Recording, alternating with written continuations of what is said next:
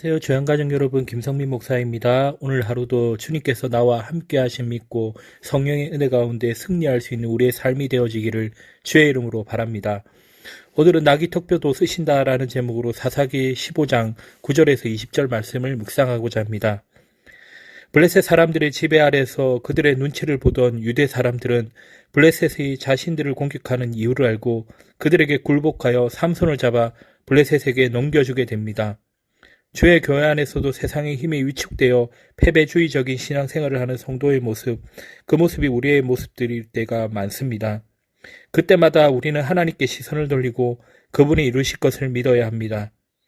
첫째로 하나님이 계시니 담대해야 합니다. 블레셋 사람들은 삼손을 잡기 위해 유다의 진을 치고 레이를 점령했습니다. 유다 사람들은 왜 자신들을 공격하는지 묻고 블레셋 사람들이 삼손을 결박해 복수하려 함을 알게 됩니다. 유다 사람들은 삼손에게 3,000명을 보내 자신들이 블레셋의 통치를 받는 무력한 처지임을 말하며 원망했습니다. 삼손은 그들이 행한 대로 보복한 것임을 밝혔습니다. 유다 사람들은 삼손에게 해치지 않겠다고 맹세하고 새 밧줄을 둘로 결박해서 블레셋 사람에게 보냈습니다. 하나님의 백성으로서 세상의 힘에 압도당하거나 무력해지지 말고 구원의 하나님을 믿고 담대해야 됩니다. 첫째로 하나님의 백성으로 세상에 압도되거나 무력해서는 안 됩니다. 유다 사람들은 블레셋의 공격을 받아 패배하고 무기력한 모습으로 그들의 통치를 인정하고 말았습니다. 게다가 동족인 삼손을 붙잡아 블레셋에게 넘기려 하는 최악의 모습을 보였습니다. 성도는 세상에 끌려다녀서는 안 됩니다. 둘째, 하나님이 구원하시며 보응하시는 분임을 믿어야 합니다. 유다 사람들은 삼손이 하나님이 허락하신 사사이며 구원자로서 자신들을 위해 보응하는 자임을 알지 못한 까닭에 그를 결박해 넘기려고 했습니다. 성도는 예수님을 통해 큰 구원을 이미 받았음을 기억하고 담대해야 합니다. 세상의 압도적인 힘에 질려서 제풀에 굴복하고 그들의 요구에 순응하며 사십니까? 세상과 일상을 통치하시는 하나님의 권세를 믿지 못하기에 악과 싸우려 하지 않고 주님을 부인하는 것은 아닌지 돌아보아야 합니다. 하나님이 우리에게 보내신 예수님은 구원주이실 뿐만 아니라 앞으로 온 세상을 심판하실 하나님이십니다. 하나님의 백성으로서 우리는 그분이 우리에게 구원을 이미 베푸셨고 온 세상을 심판하시는 끝날까지 항상 함께 계심을 믿고 담대해야 합니다. 우리는 무력한 자가 아니라 세상이 감당치 못할 자들인 것을 늘 기억해야 됩니다. 둘째로 하나님을 바라보아야 합니다. 삼손이 레이에 이르고 블레셋 사람들은 그를 위협했습니다. 그러자 여호와의 영이 그에게 임했고 그를 결박했던 밧줄이 오래되어 쓰지 못할 줄처럼 끊어졌습니다. 삼손은 나귀 턱뼈로 레이 턱뼈를 점령 중이던 블레셋 사람 1,000명을 쳐서 죽였습니다. 그리고 그들의 시체를 쌓아놓고 나귀 턱뼈로 1,000명이나 죽였다고 자랑합니다. 그는 그곳 이름을 라맛 레이라고 했습니다. 하나님은 보잘것없는 턱뼈를 통해 삼손이 블레셋과 싸워 이기도록 하셨습니다. 우리는 성령님이 함께 계시기 때문에 열악한 조건 상황에도 승리할 수 있습니다. 첫째로 성령님이 함께 하심을 믿어야 합니다. 삼손은 비록 결박당하고 블레셋에게 위협받았으나 하나님의 영이 임해 승리할 수 있었습니다. 이제는 주님이 보내신 성령이 삼손과 같은 영웅에게 간헐적으로만 역사하시는 것이 아니라 모든 성도에게 내주에 역사하시는 것을 우리가 알아야 합니다. 둘째로 열악한 조건과 상황에서도 하나님의 역사로 승리할 수 있습니다. 동족의 배신으로 삼손은 중다한 적들에게 둘러싸였습니다. 그러나 나귀 턱뼈만으로 블레셋에게서 승리했습니다.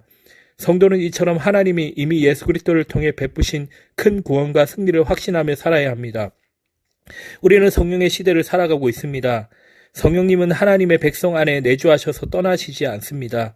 성령님은 사람들이 생각하는 것처럼 능력이 많거나 특출한 몇 명에만 임하시는 것이 아닙니다. 또한 우리의 강구나 노력에 따라 역사하시는 것이 아닙니다. 성령님은 모든 성도와 함께 하시고 역사하심을 믿어야 합니다.